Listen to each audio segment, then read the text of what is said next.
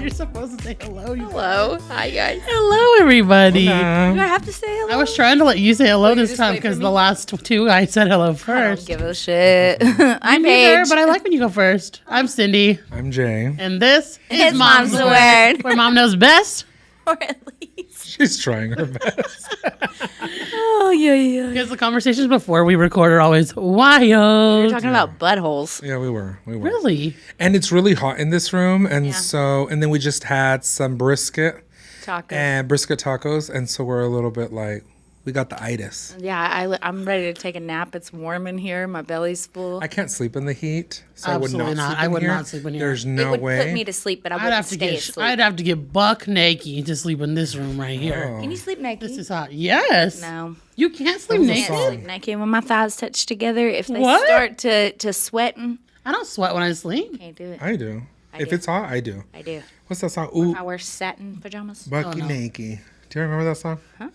Ooh, she's bucky naked. don't disrespect me. Yeah.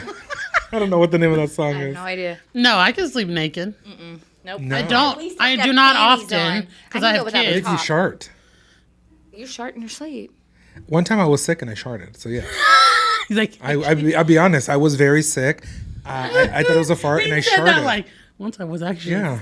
I do not sleep naked though, like ever. But I could if I I love wanted to. pajamas. But in case of an emergency and you have to run out of your house naked, no fucking. No, I just have kids and I just don't. But like, if we go to like a hotel and my kids are not there, absolutely, I I have can. to have panties on at least. What? I can sleep No, I topless, will. but I will not sleep without panties. I have too many body issues to be on At the fucking home. news with no clothes on. At home, I'm in jammies because, like, if the babies need me in the middle of the night, I'm not walking in there like, with one of these Then things. zoom into that camera when she did that. Paige got to know. Yeah. When they're free, And I'm when not gonna they're be swinging free it. hanging, Yeah. I'll be in the crib like, whoop whoop. No, I need clothes on. So true. Whenever you Yes. bend over and they like, Yes, it's not. I'm not lying. Y'all know. Y'all you know. know, don't act like you don't know. Oh goodness. Yeah. You guys, we're talking about something that is very well known today to Jay and Cindy. Yes. Not so much I. So I will be asking the questions and trying to pick Yes. for more details respectfully. Yeah, we haven't talked about foster care adoption in a while, and a lot of people have wanted some answers and questions, and so that's what we're going to do today. We took a Q&A, and Paige is going to ask us some questions. I don't know. I got to pull think it it's up. on I guess. Jay's phone. It's very interesting. So we all, Cindy and I both did questions on Instagram. It's very interesting, especially for me. I don't think you get it as much. Well, then I go live and you don't. But people want to know. They would assume, right, that you and your husband had children. But me, they don't really assume that. So they either say IVF, fostering, adoption. What's your situation? We get that question. So we are no longer licensed foster parents, right? Before we moved here to Dallas in Lubbock, the agency that we were going through ended up closing. And so we could have switched, but we were already planning to move. And so we decided not to, because either way, we would have had to have been licensed here in Dallas. Yeah. And so we are not licensed foster parents. All 5 of my children are adopted, and we did foster them before adopting them.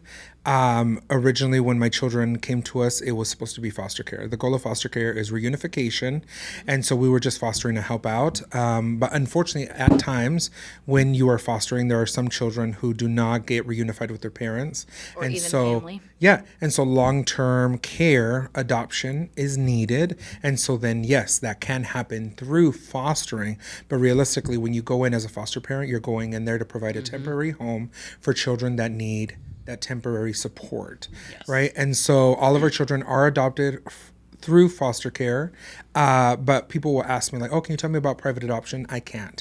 I didn't go through a private adoption agency. I didn't go those routes that other people have, and so I can't really tell you about that. I can talk to you about fostering and my experience. We fostered for 4 years. In those 4 years, we had 21 children. Obviously, we still have 5, so 5 we adopted, and the other 16 either were reunified with family or were adopted to other families. So yes. So I have 3 children. So Bear, I have one biological son, Bear. Fox is adopted, and Itty Bitty is still experiencing foster care.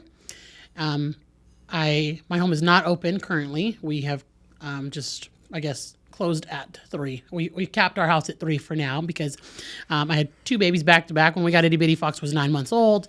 We went through an adoption with Fox, and so we just decided to chill for a little while. The children that had left my home before that really affected my mental health, my heart, and so I needed to take a break. I was feeling very emotional. So now itty bitty has been in our care for 15 months, and yeah, we're still licensed and still foster parents. Just You're not taking placements, though. I am not. Right. No. Yeah. No. When you know your cup is full. Yeah. You have to know when your plate is full and it's not overflowing, right? Because you don't want to put so much on your plate that things are just falling apart because you want to keep adding and adding and adding. Trust me, if I was like rich, I would have my own group home on like a nice piece of land with like a lake. Would love to do that and be able to give them a temporary home while they were being reunified. I would love to do that. I would love to take more children, but unfortunately, financially, mentally, it's just a lot. And you talked about, as foster parents, you can get emotionally exhausted because there is an emotional part from it, saying goodbye. I understand that that's the goal. That's what we're signing up for as foster parents. And it's amazing that they're reunified, right? Yes. It's amazing that they are going back, but it doesn't take away the feelings that we've had them for 12 months, 13 months, sometimes longer, and you get attached. And the fact of the matter is, most of the time when the children leave our home, we're never going to see them again. Yeah. We're never going to talk to them again. And so you always live with that doubt. I have all their pictures, their birthdays on my calendars. And every time something comes up, I'm like, I hope that they're in a safe environment, that they're loved. That was and my so thought. that part right there is very heartbreaking. And I will tell you that when in February, it'll be 2 years, my dad passed away. And up until that point, we had been fostering, but I had just go. Children leave on Monday. On Tuesday, we had another placement. We had 6 children for a while. And we just kept going and going and going. And when my dad passed away, I just felt like everything just hit me at once. The grief of all the children leaving us, my dad passing, and then my health was not the best. I was like heavier. And so I was like, I need to focus on myself because I'm not able to do this anymore. And so it can be very mentally exhausting. Yeah. No, I agree. Being a foster parent. Because But that's what you sign up for. Yeah, I went child after child after child without taking a break. And a lot of the children I've cared for are from the hospital. And so I never took a break for my own mental health. And then the children that I cared for 18 months, their case was very heavy. I was just thinking all over that the same place. thing. It was very heavy. And so I decided that I needed a break. And then we had Fox for a while, just him. And then I decided, okay, I think I'm ready to open up. And that's when we got itty bitty. And I thought, well, that's all I can do right now. And my children they need me. Yeah, they're very close in age. And my oldest needs a lot more of my attention. We do homeschool. And so my cup is rather full, and I feel content with where I'm at right now. Right. But, we help other ways, though. Like we do a lot of stuff in the community, and we are going to continue to do so, even when I do close my home one day. So. Yeah, I will say that I lost my train of thought. I'm gonna try to. I have a train of thought here because I was thinking as y'all were like the leaving part is so difficult and that can be so heavy. I think also part of it is that y'all hear all of the trauma that child is coming with, and so there's also that fear of sending them back into that environment. Will they be safe? Will they be okay? Knowing what they've gone through, helping them get out of these traumas, like all of those things. I know specifically because of some of your cases, like that stuff never leaves you. No. And you're the first one to hear it. Yeah. So it's very difficult, especially whenever you care so much about this tiny little child and you want to protect them. Oh, yeah. And you have to trust that their parents or the family that has accepted them for reunification will protect them when ultimately they didn't to begin with. It's very scary to hear why they got removed and then be like, they're going to go back. And you have to trust that that's okay. I think in the same breath, though, there are people who, I know that you've had a case before where their child is taken into foster care, for a time period, but then they really get their life back together and That's amazing when they we see really that. can. Yeah, a lot of my cases have gone that way. Yeah. That was their lowest point of their life, and their children got removed for a reason that didn't even have to do with the kid. It was with their own adult life. There's so many reasons why a child There's can be so removed. many, and it's a reality check sometimes. There's a lot of things that can lead to children so many being things. placed into care. Most people think it's drugs, alcohol, and neglect. There's so many things that could cause somebody, like if they're financially struggling and they have a huge financial hit to them, and then now they no longer have food or water or something. Children can be removed for stuff like that. Or the parent struggles with mental health. It could be that they're not like where it's abuse or anything. It could be just something as simple as now they don't have the necessities that they need, and so children can be removed for all sorts of reasons. We do get the information. I will say that the one thing that, looking back, when I first started fostering, I felt that CPS could do a better job between building the relationship between the biological parents and the foster parents. Absolutely. Because we were taught to be scared of these people. Like literally, oh, you don't want to talk to them. They can be very upset. They can try to fight you. So you're going to come in through the front door and they're going to come in through the back door. And I was like, actually, I prefer the other way. No, I'm just kidding. But and so it was very like that. We really didn't have a relationship with any of the families until realistically only like 2 or 3. And everything else was very surface level. When we did see each other, it was very like a wall. Like you had to be careful. Be careful for them not to follow you on the way home. I mean, it was just very that. Mine was very opposite of that, though. It's interesting because so I do think that it should be more of a try to build a relationship with the biological family, because they are going to miss out on a lot of milestones when the kids are with you. And so... They do in the beginning, they tell you, like, really protect yourself. Don't let them follow you home, because they have to be deemed as safe, which is wild. But I understand it, because in some cases, foster parents have been followed home. Kids have been taken from their home. Like, their bio family would show up and take the kids. So it can be very scary. But once they're deemed safe, I hate that they say that, but I always opened the door. I always gave my phone number and would send pictures every week. And that's if your caseworker allows it. All this goes through your caseworker. But many of my cases, I was like almost friends with that mom. Like we were co-parenting together. Amazing. In a lot of ways, they needed a friend. Oh, absolutely. A lot of them were lost and didn't have like a mom that they could look up to. And I wanted to make sure they knew all the decisions were their decisions. And so that is something that like I was afraid to do in the beginning. When the first mom was like, can I talk to her? Can I get pictures? I was like, yeah. Although I'm scared, I'm going to have like really thick boundaries. I did. And every day I took pictures and sent them. And it is a scary thing to do. And a lot of first-time foster parents were like, I don't know how you can do that. I'm just like, you got to like put your own pride to the side and think about what's best for this child. This child needs to see their mom who they love, their dad who they love every day. Don't make them a scary person. A child-centered disease. Lord Jesus, decision, not disease. Excuse me. A child-centered decision. Yes, I agree. All right. Why did you want to foster? I've always, literally as a child, I even said I was going to adopt. And I think it's because my parents would always bring in people into our home. Like cousins would stay with us, young adults would stay with us who needed help. My dad would always bring them into our home. And I always thought that was really great. They could just live with us for a while till they were ready. And then, when I went to work for the first time and I worked in a daycare, I seen babies and I would ask them like, why does caseworkers pick them up? And they were foster children. And I connected to a lot of these kids and their parents, their foster parents. And I was young, like 19, 20.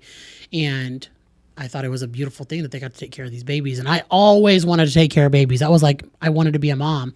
And so I always knew that I wanted to foster and help children whose parents couldn't be there for them. And then it just worked out that I met Chris and he was like, oh, I also want to foster. I knew people in the church he was in who fostered. And that was it. Basically, we wanted to take care of babies. And at that point I was like, oh, I'm going to adopt all these babies when I was so young, you know? And then entering the foster care system, we weren't going in for adoption. We were just going in because we had the extra room in our home. We were financially stable. And at that time I thought, okay, I'm still going to get pregnant. I didn't know I was that infertile then. I still went through fertility with Bear, but I thought like, oh, I'm going to have more kids. Well, I'm taking care of these kids and they're going to go home to their parents. And some of them did. And some of them, one of them did not, but, that's why it just worked out for us. At a young age, I knew. Yeah. So one of my bosses at Progressive, she fostered. And I had some friends that fostered, and it's just always wanted something to do to help out. Yeah. Right? I feel my mom's always said, if you're blessed, you should help bless others. Right? And I've always wanted children. I've always loved children. So I was like, ooh, we should foster. And then Kyler and I both agreed, and we dragged our feet for a little bit, honestly, to get licensed. And then one day I was like, get the laptop, let's do this. And we banged out all the paperwork, did all the training. And then we were licensed in like less than 6 months. And then literally we got our license, and 2 weeks later, less than 2 weeks, we had 2 kids. And then 2 weeks later, we had 4 children, right? And so we just always wanted to help. And Kyla was the exact same. He wanted to help out as well. We honestly I knew that I wanted to adopt, or that we wanted to do, what is it called? Surrogate? A surrogate, yes. Right? I was like, we'll find a lesbian couple that will want my leche. I'll get their eggs and we'll mix it together and we'll be besties. Yeah, like literally. That's literally what I thought. But I was like, well, let's foster and kind of figure it out, see how we are as dads. And we just wanted to help. And we jumped into it. You know, our second placement was actually Amor and Ari. And if you would have asked me then 4 years ago if we would have adopted them, I would have said no. It didn't look, the case was supposed to go to reunification. It did not look like it was going to be adoption, but it unfortunately went that way. And so we ended up adopting them, right? But it wasn't the goal in the beginning, you know? Yeah. I think we got licensed around the same time. Yeah, that's crazy. Why? When did you get licensed? During COVID, July. Oh, no. Then I'm before you. Oh. I had April of 2019. So a couple of months. Yeah. Yeah. Okay, so next question. What is the process into becoming a foster parent? So we're in Texas, so we have the same exact process. I'm pretty sure. But like step 1 is to just Google foster care agencies in your area. Yeah, that was a question for me. We literally, guys, went on Bing and said foster agencies. Yes. We called everybody. Whoever called us back is who we went with. Yeah. Literally. They have informational nights. Yes. And I suggest you go because you'll see.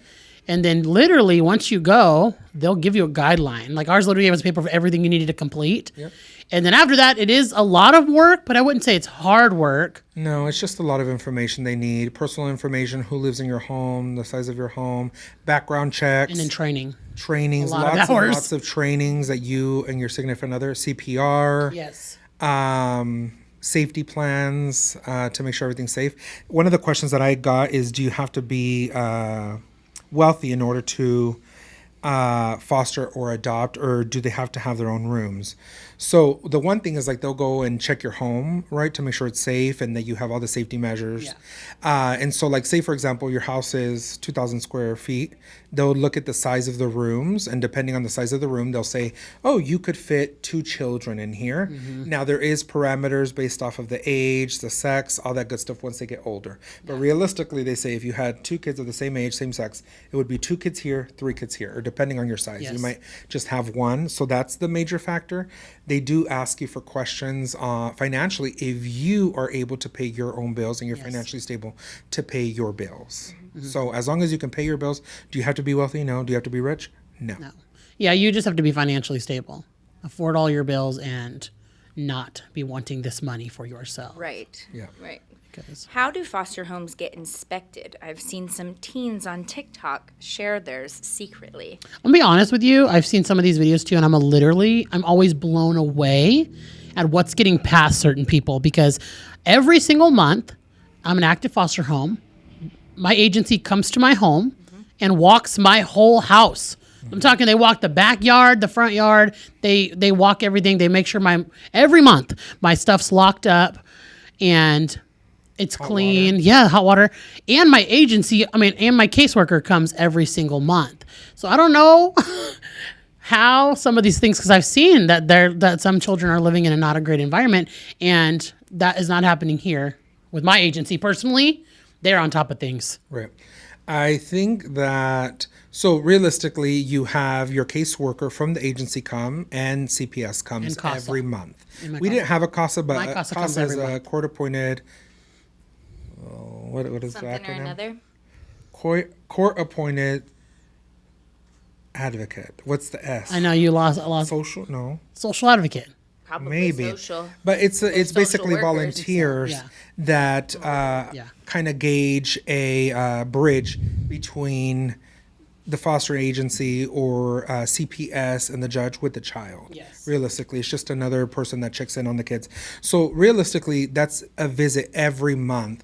Now, our agency does unannounced visits as well, where it's like supposed to catch you off guard to make sure that everything is still good. And we had that. Yep. Right? So they would just show up, we're like, show up, that's fine. Right? And they literally would go through every room, check your hot water. Yep. If the children are of a certain age, they will talk to them individually, like, hey, how are you doing? How are you feeling? How's everything going? Right? And literally check everything on the list. Yeah. And children of an age where they have a phone, they have the caseworker on speed dial. They're allowed to call them at any time if they feel uncomfortable in your home. I don't know if that's a Texas thing, but they are able to. So, It is a court-appointed special advocate. yes, there we go. That's special. And I love my caseworker. Yes, and these are people that volunteer to do this. I would love to do They don't this get one day. paid. Yes, I think that's amazing. So I will say, let me just say that in everything that there is in life, there is good and bad. Is there bad foster parents? Absolutely. Is there good foster parents? Absolutely. Is there good CASA workers? Absolutely. Court, lawyers, CPS workers, and everything. I think that sometimes what happens is things fall through the cracks because the person is just not thorough. For example, the CPS caseworker or the caseworker for the agency, they are not thorough enough, and so they are failing the children. Yes. Right? And so it is very unfortunate. I would say that whoever is inspecting the home, no matter what the relationship is with the foster parent or whatever, they should still go through every single thing just to double check, because sometimes they don't go through the 100% checklist, and they should, because there are homes that are potentially dangerous that can happen. I will tell you that we got children from a home that unfortunately that home ended up getting closed out because of serious violations. And the reason this is horrible, this is not funny, like in a good way. The reason why they were closed down is because that caseworker failed to do the job. And those kids came to my home, and the caseworker had never seen them walk, she said, oh, they can't walk, they can't eat, they can't do this. I'm like, she just ran by us drinking some water. What are you talking about? And so I will always stand up for the kids. And so I remember I was like dragging that caseworker. I was like, I don't understand how the caseworker did X, Y, Z. How do you not know this? How do you not know this? And she was like, I've had these kids for a year. And I was like, Someone will fail them along the way. it was horrible because I basically told her she didn't know how to do her job, but somebody needed to tell her and report her, which I did, because she was failing to do her job. She's like, every time I went to go see the kids, they were sitting down in a high chair, so I never saw them walk. Red flag. It's like, well, you should have got them up. You should have asked questions. You should have said, oh, let me see them, or in a different environment. Why is it that they were always in pajamas, always sitting in the high chair? You were failing these children, and that's what happened, right? And so there's good and bad in everything, and so sometimes, yes, that can happen because people are dropping the ball, and it's very unfortunate for those children because It does happen. There's a lot of kids in care. Yeah. there's a lot of children that have experienced foster care. It's traumatic no matter what to everybody involved, but there's some children that had a better experience than others because of that. Yes. Do you agree with all the rules that are set for foster parents? I feel the rules have to be there because of certain things people have done. So they're there for a reason. That's so true. This is random as shit, but we had a rule at our high school that you weren't allowed to shit on the bathroom floor because a guy did it. Yeah. There's always a rule because somebody did did something it. stupid. So like the one rule that I can think of at the top of my brain right now that I did not agree with, and I was very vocal about this, is that when you get a newborn baby, that we're not allowed to swaddle them no more here in the state of Texas. They have to be free-armed. Now, They don't like that. one, newborn babies love to be swaddled. A lot of newborn Startled. babies are coming addicted to drugs. So Yes. they're withdrawing. And so sometimes that is the only support that they're getting because their arms frail and things like that. So that was heartbreaking to me because I had two newborns after that, Fox and Itty Bitty, who I was not allowed to swallow. Sorry. Fox and Itty swallow 'em. Bitty, who I was not allowed to swaddle, and I had to get a doctor's note for because I was not going to stand for that. Like they need to be comforted. We're not allowed to sleep with them, which I agree. I agree with. These babies. dangerous. You don't want to co-sleep, but They need it. they need it. They need comfort. They need comfort. Imagine a newborn baby being stripped from their mom is already traumatic, right? I don't smell like her. I don't sound like her. My heart don't sound like her. And now I can't swaddle you. Like, you know, Swaddle, not swallow. swaddle. I can't, like, it's just, that was one of the rules that I was like, I get it, man. Somebody probably over swaddled a baby, but like, then do some training on how to swaddle, because these are children who could be drug addicted and also having a traumatic experience. 2 days old getting stripped from your mom, that's traumatic. Yeah. So that is the one rule I can think of. We in my agency, there was a certain brand of swaddles that we were able to use. Yeah, well, we were allowed to. They just had to be, their hands were allowed to be No, we out. had one where they were able. Yeah, to we were do not like allowed to do that. But it was only a certain brand that we were able to do, and so we did get those. So we were able to swaddle some of the. I mean, I got doctor's notes because, The one thing that I'll say about Good to know you can do Cindy, that. yeah. and I think like parents of children that have like twins or triplets or whatever, it's very hard to have children so close in age, and you have to do that. Like obviously Kingston and Talia are separated by 3 months, and so it was like we had twins, and it's a lot, because when you're putting one down, one's waking up. Oh, yeah. and Yeah. it is a lot when the children are very close. And then we also had a bunch of babies. I know that's pretty much all you've had, and it's a whole different ballgame, because again, they don't.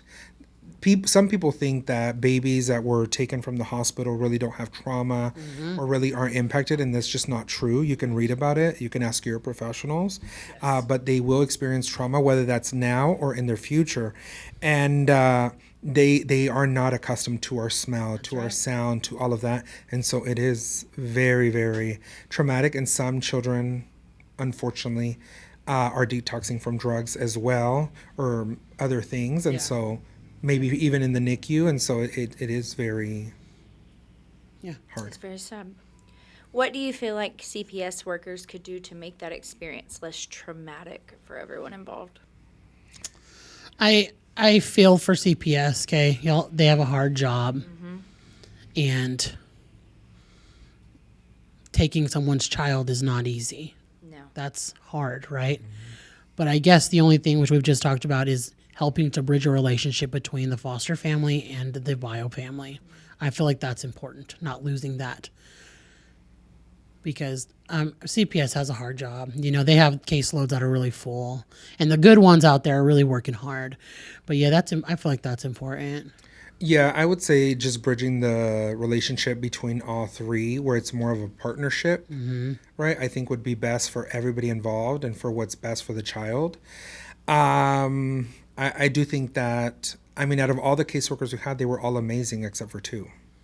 The others were amazing and dedicated, and they went in to do this work because they really wanted to help out.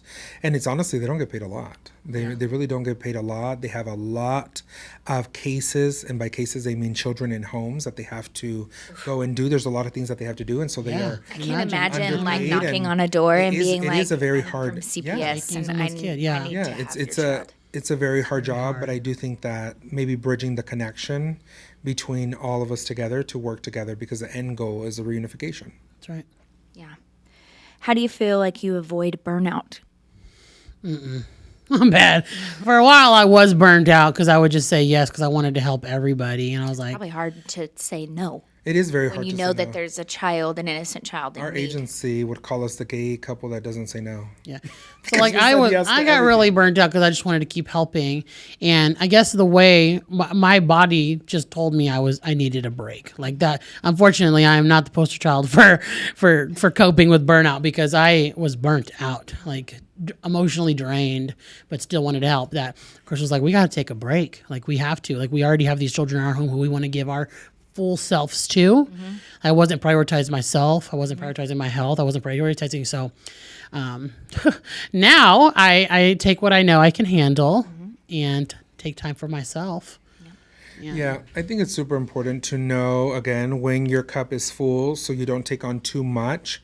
Sometimes you want to help everybody, but then if you put more on your plate, then that means something is pushed to the back burner, and you have to realize that some of the stuff that's pushed to the back burner might be super important that you can't push to the back burner, and so that's when you know you're taking on too much. And so it's very important to feel the emotions that you're feeling, because it can be very traumatic situation for all involved, more for the child, Yes. right? Because we do hear everything that happens, what caused the removal. We do see their all parents of that. too, who yeah, are and we struggling. see, and so it's very hard. So I would say just take your time to feel the emotions. If you need to take a break, take a break. That's right. Do you keep in touch with any of the kiddos that you have had gone back or adopted out to someone else? Because it says actually once they were adopted, but I know that that could mean reunification in your situations. Right. I do talk to one, and I still get pictures of them all the time, but I do keep in touch with some others. This is really hard because I've had like parents, they don't want to keep in touch, and nothing to do with me because they want to just get out of the super Traumatic. CPS system. Yeah. Or kids have entered back into care. I don't know where they're at. But I would say out of all my cases, I probably talk to 4. And that's like maybe once or twice a year I'll get a picture of them. But that is the hardest part. Me and Jay have a really hard time with this because sometimes we put a lot into, we give our whole selves to these children and we love them so much. And then imagine never seeing them again. And that happens to us a lot. And so it's very hard. Mm-hmm. And sometimes we have to also take space too. So I've had a case where a child went home and I was very connected to them, but that child cried for me every day that it broke their own mom. And I had to step away because I knew that that baby didn't understand. They thought I was their mom and they were just visiting their mom. And so as hard as it is, I had to not talk to them anymore because and I could understand being a mom being heartbroken that your baby's not crying for you. And so it's really hard. I talked to some of them, but that is a lot of trauma that foster parents hold. Yeah, I would say that that's probably the hardest thing about being a foster parent is the unknown when the children leave. Mm-hmm. So out of the 16 children that have left our home, we only have communication with Mia. I can say her name because her mom, we see her, she lives here in Dallas. And all 15 other children, we have no contact. And it breaks my heart and I don't understand it. So in our situation, some of the children have returned home. I could see how the parents just kind of want to leave that part of their lives behind and not have anything to do with CPS or foster parents or anything. The part that I had to learn recently that Cindy helped me through is that there was a chance that I could potentially talk. I had to went to court over as foster parents. Sometimes you are called to testify, and I had to go and testify. And so, of course, I was trying to get the lawyers to say, "Hey, tell the adoptive family that Kyler and I would love to have a relationship." And I was having a really hard time, like very hard. I kept crying about it. I cried for it for about 2 weeks because I didn't understand how the adoptive family did not want Kyler and I in the children's life. If the children loved us, they asked for us, why they would not allow us to see them or speak to them. At the end of the day, it is the adoptive parents' decision if they want to communicate with the biological family or with previous foster parents. Unfortunately, that is not their prerogative with us. So we have not, and I told Cindy so many times, I was like, I don't get it. I was very upset. And so she did help me to understand a different perspective. Right. And so I understand it now, but it definitely was very hard for me to understand that because I'm like, it is heartbreaking. Like, how is a part of their life? Why can't I still be? Yeah, I could provide some insight from the beginning of what happened or something, but I can also see how maybe it could be traumatic for the child. Thinking of child-centered is how I finally let go because I would not let it go. I kept thinking about and talking about it. So I have a hard time because there's kids I don't get to talk to either. And you have to think that hopefully that parent's coming from a place of kindness and potentially them seeing us opens up a traumatic door that we don't. Foster care is traumatic no matter what. If they loved me, but they were still in care away from their parents. And they might not want to keep opening that up. And so, although it is very hard, it's just something that we signed up for, unfortunately. Yeah, I think that's the hardest thing. So all I do is I just hope and pray that's right. that all of the kids all children in the world, but specifically for the children that we have fostered, that they're safe, they're loved, they're heard, and it's just a great environment. And I did tell our oldest, I was like, if you ever find us on social media, send me a DM. Either it's years from now, I'll still remember you. Send me a DM, and we'll go visit you or rush to go see you. And so maybe one day we'll get a DM from one of them. We think of them all often, guys. I don't even know what this is, so you're going to have to explain what this is to the people who have never done foster care, but have you ever had to disrupt? We had our first disruption last week, and our heart is broken. Disrupt? Yeah, I have never. I don't know what that So is. like, so that means that They're not fitting into your home. So that is a way. So like That's a kinda child what could I'm be in your home, and you're feeling it's not a good match. Have you ever had to have them be sent to another foster home? Disrupt placement, basically. They'll move to another home, or they personally had to go somewhere because they, something happened. Like either, sometimes kids go up in levels too. So like they could need more help and have to go to a group home or something. So I personally have not had this. All of mine have either been, reunified or adopted. Yeah. I mean, it definitely can. It did happen to us. I mean, we fostered 16, right?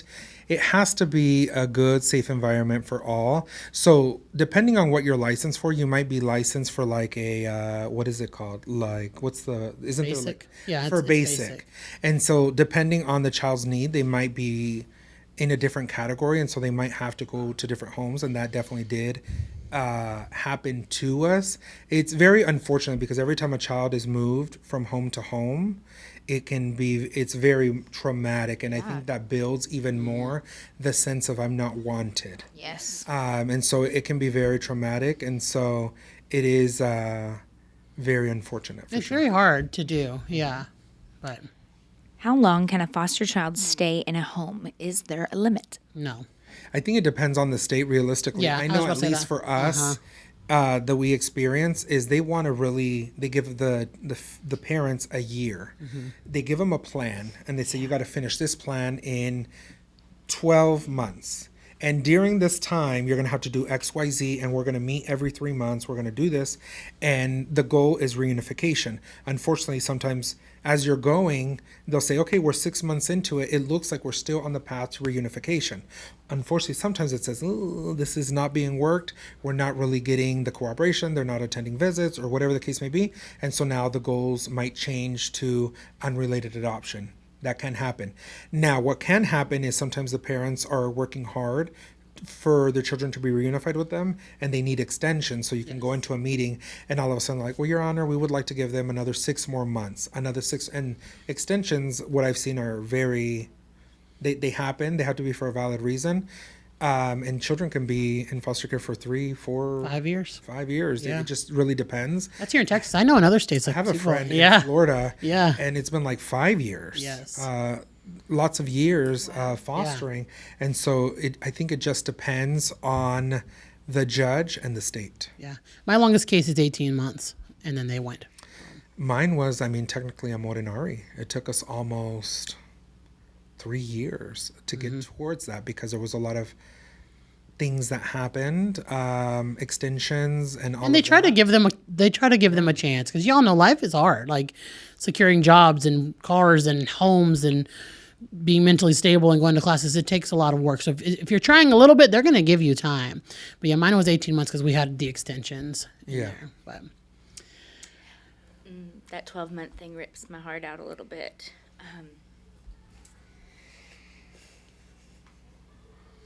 it's okay. I remember the CPS worker telling me that they would give my sister a year to get my nephews back. And she did not do anything. Obviously, at that year mark, they moved towards adoption Yeah. and placement. And that year goes so fast. And when they're not doing anything and the caseworker has to tell you that they're not doing anything, that's really heartbreaking whenever you know that like that child deserves so much. And it really does affect more than just the mom and child or even the dad and child, because like shit, this has been years, and thinking about it makes me emotional because I'm just so sad to see it.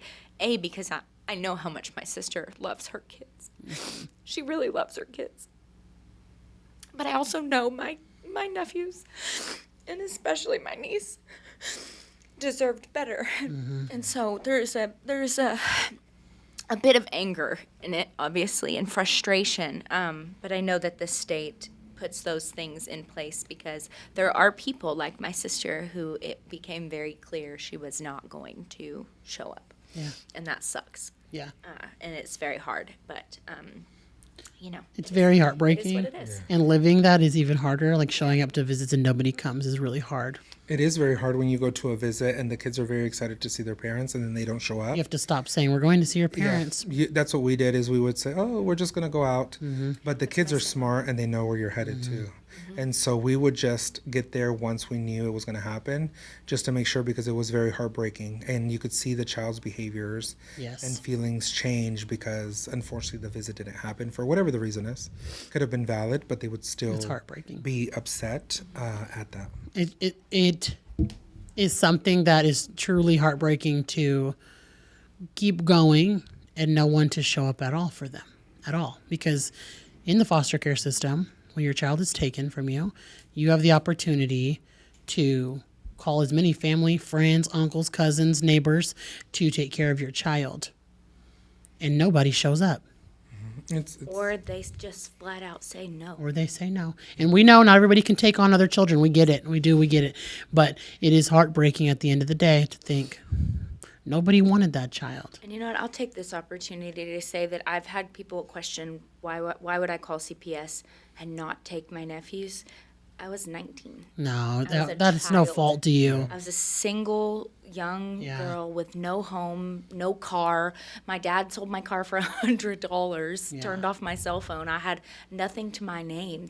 I was not fit. Nobody should ever use that against you. Do I love them? 100,000%. Were they taken care of? Yes. And that's the thing, is that they were taken care of. And they were with a family friend who ran a group home. And so, and now Jacob is adopted by her. Yeah. And then Cade was obviously placed back with his dad, Yeah. which is wonderful. But I was not in the place to be able to do what Cindy and Jay have done. I would have, but I was a child. I was just a kid myself. I just knew something was wrong. Yeah. And I knew that my nephew was in danger. Yeah. And I had seen him in a couple dangerous positions. You have to understand that as a 19-year-old, especially, this is my sister. To make that phone call took a lot, because you want to have grace so badly. You want to have grace so badly because you love them, and you want to be like, no, there's no way you would harm your child. Like, you're my sister. You would not do that. There's just no way. But then whenever it's just right there in front of your face, you have to ultimately make the decision for the child. And as much as I fight with it in my head, because I know that my sister having her children removed really spiraled her pretty badly. And I think that is one of the main reasons why she did not come back to us. And I do blame myself for that a lot. But I have to think. They were babies, though. They were babies. Kids. They were you innocent absolutely babies. cannot. And do I that. would make that decision over and over and over and over again, because now my nephew is 18 years old. Mm-hmm. He's alive. He's well. He's fed. she's He's still taken care of. And addicted she to is drugs. still addicted to drugs. And nothing, even losing her children, nothing has woken her up. Yeah. It's heartbreaking, you know. People want to say, like, you're a part of the problem because you're a foster parent. I'm like, well, then you're not helping enough. You Because, just don't understand the situations. Yeah. You just don't understand that there are really people in this world that will put themselves before their kids and put them into harm's way. and all of these parents love their kids. Yes. That is one thing, like, I would never doubt that they didn't love them, right? But a lot of them, one, don't have the resources, don't have someone to support them.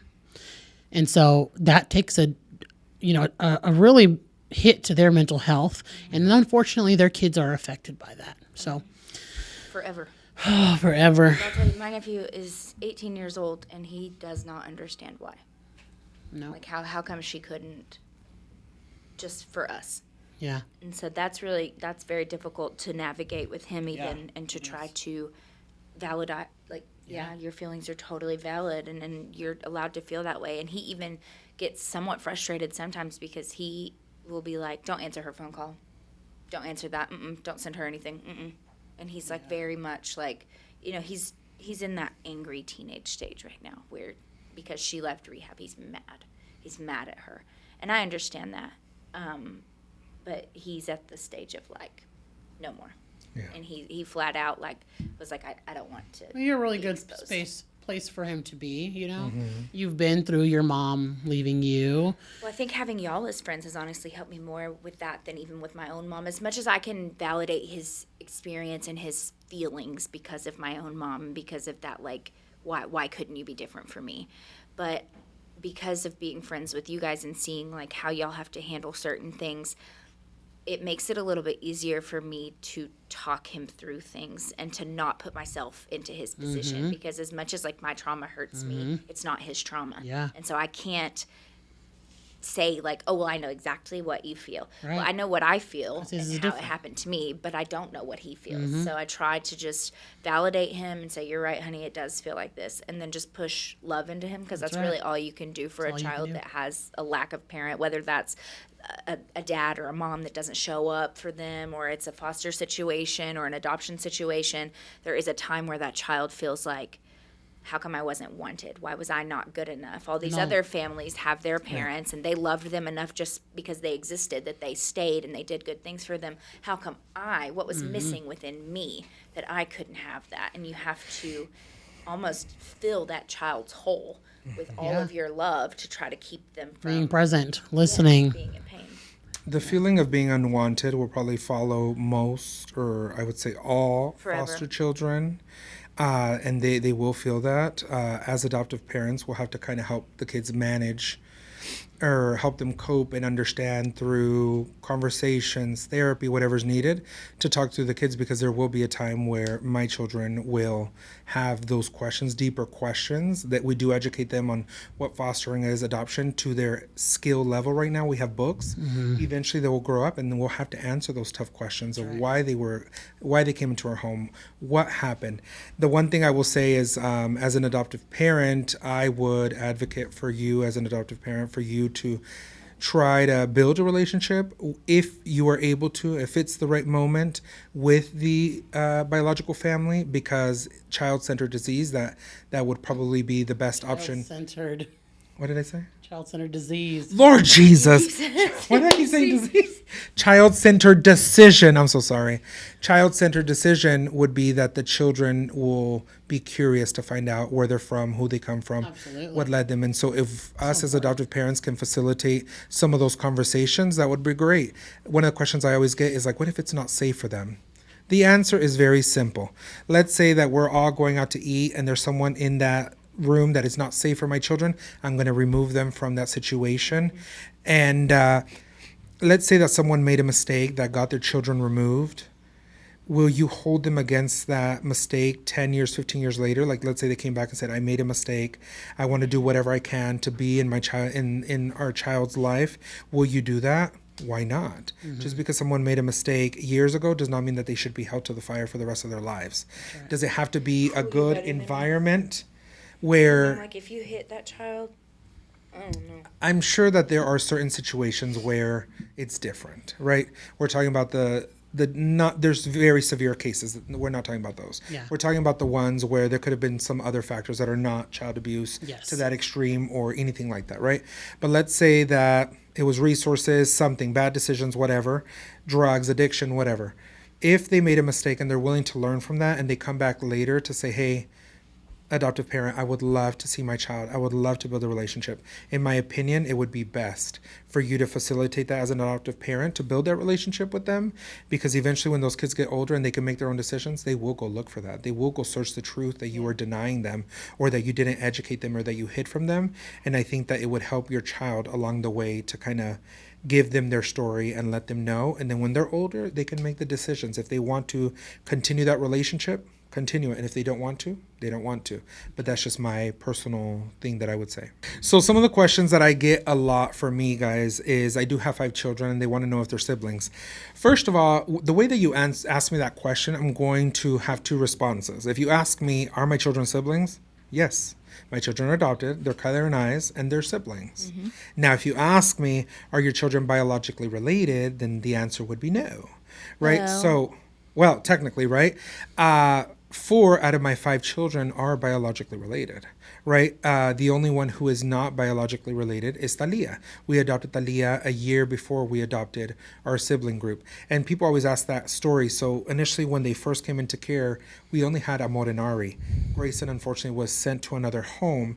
And it wasn't until the goal started changing to adoption that they asked, would you be open, if this goes to adoption, to adopting the 3 siblings? And I said yes. So then it was CPS's decision to have Grayson move to our home, so that way the siblings could be together. Because if they can't be with their biological family, they want them at least to be with siblings, which is their family. And so that's what ended up happening. And so Grayson came into our home. We had always seen him. We had always knew him because of the visits that we would go to CPS. But he just wasn't in our home. Then a couple of months later, Kingston was born, and he was placed into foster care. And they did ask us, since we were the current foster placement that had 3 of the siblings, if we wanted. And so we got Kingston straight from the hospital. And so that's why our case took so long, because there was just so many things that happened that's why it almost took 3 years for that to happen. But 4 of my 5 children are siblings, and Talia we adopted first, and then the other 4 came next, and that's how it is. But if you ask me, my children are siblings. That's right. How does the schooling work? Would kids need to transfer their school closest to you, or do they commute?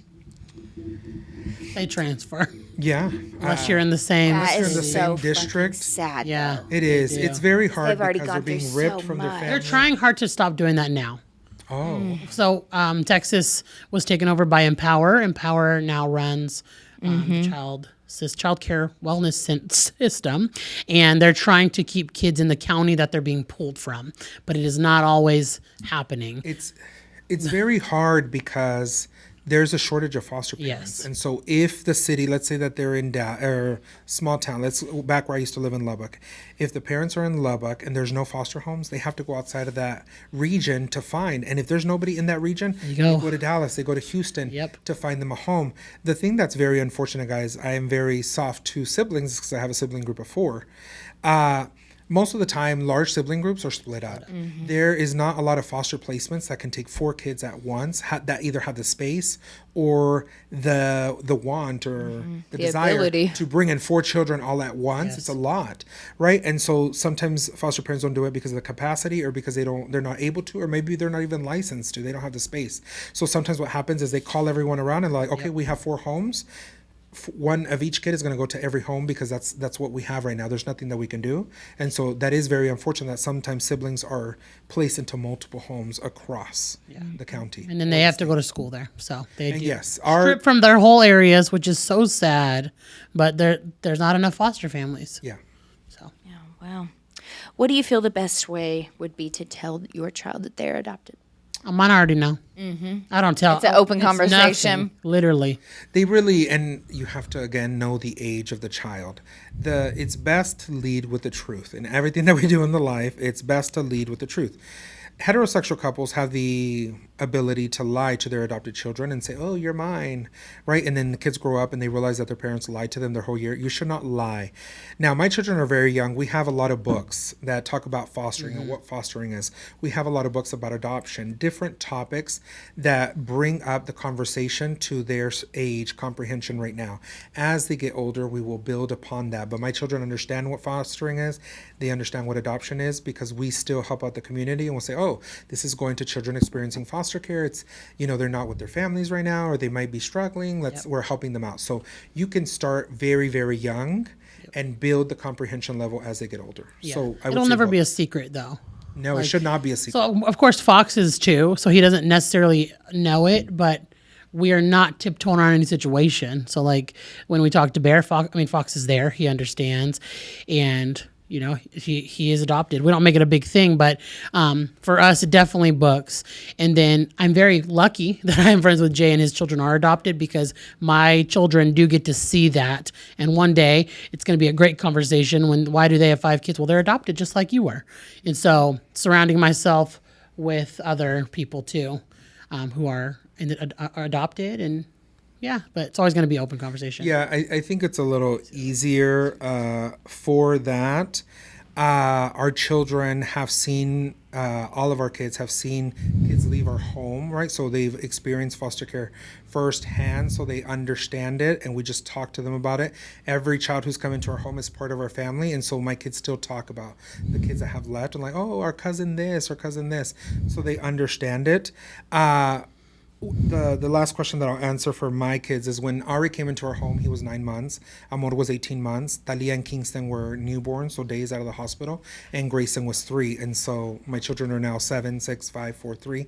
So they've been with us for quite some time. So I would say Grayson and Amor probably have a little bit more history with their biological family. Unfortunately, they don't ask as much because they're so young. It's so different when the children are younger that they really don't understand that. We do have open adoptions where we continue communication with the children's families, and that's what we've set out for. When one of the questions that we always get is, once you adopt, can the parents come and take the children?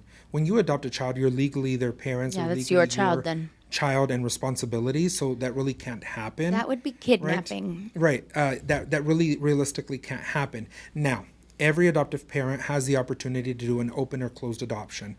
Open basically means is that they are open to having communication with the biological family, whatever that means, whether by text, phone call, email, conversations, meeting up. Every family is different. Or adoptive families can say, I don't want to talk to anybody, any of the biological family, even any foster parents in the past, and we want to start fresh. My personal opinion, if you are able to, because there's a lot of circumstances, if you are able to have that relationship and it's healthy, why not? It's going to be like dating. It's going to be awkward in the beginning. It's going to be, there's a lot of trauma for everyone, for the biological parents, for the child, for you. There's a lot of emotions, tensions are high. But at the end of the day, if you can remove yourself, and it's a good thing, I would say do it. If it's able to, but sometimes there's a lot of circumstances. The other thing is, like Cindy and I are the exact same way in this, is that our children's stories are our children's stories. We're not here on social media to tell you about what happened to my children, what led them to be into foster care. That's not none of your business, realistically. And I'm not going to be sharing other people's stories. I'm very sensitive to that, even for like gay people. Don't be outing people. Don't be sharing people's stories. Let people have their own stories. And so I and Cindy, but she can say that, we share our perspective as foster parents and what we've gone through and advocated for children and all of that. But we're not here to tell you why my child is in this. That's none of your business. Right. And if you need to know that to care for me or my family, then you're just nosy. You just don't care. So yes, there's other ways that you can continue to advocate for children experiencing foster care, right? So even as my home has closed and Cindy's will close in the future, you still can help out in other ways. Some people can't get down in the trenches. We talked about this in another episode. Everybody helps out differently. If you can't get down in the trenches of fostering, you can provide resources. You can donate. You can donate your time. There's a lot of things that you can do to continue to help out. I will say that it's really hard to come to the decision to close your own home. You do have to prioritize yourself. You do have kids very young age. I had that, and trust me, it's hard. But at one point you have to do that. But it's very hard to come to terms because there's so many children out there that don't have a stable, loving environment and that need that. It's very hard. And so it's a very hard decision, but you also have to make sure that what you have on your plate is taken care of. And the kids in your home are taken care of. Yes. But I'm very excited. I will say, my stepmom loved me unconditionally, and she always showed that. But I know for a fact, and I think that's why I love having you both at my table, that if I had not had my dad, I would have ended up in a foster home the same as my sister, both of them. And I know I would have been safe with either of you, and I love that about you both so much. So thanks for sharing today, guys, with all your foster care stuff. This is a heavy topic. It is sad because it is about children that are innocent and deserve better, and it sucks. But I love you both. I'm proud of you both. I think you're both angels on this earth. If anybody ever is mean to you, I will kill them. With a little bit of horns, but still angels. I would just say, just make sure that you respect people's privacy. And I understand that you are very intrigued by people who foster and adopt. But you have to remember that it's their stories, and we're not here to share other stories, and you should be respectful of that. And there's ways that you can support and love people without having to know 100% details. Yeah. Because unfortunately, we should not be speaking other people's stories. Especially when they're minors. Yes. So, yay. Thank you guys for your questions today. Yeah, and for watching and hanging out with us. You know where we'll be every other week. Yay.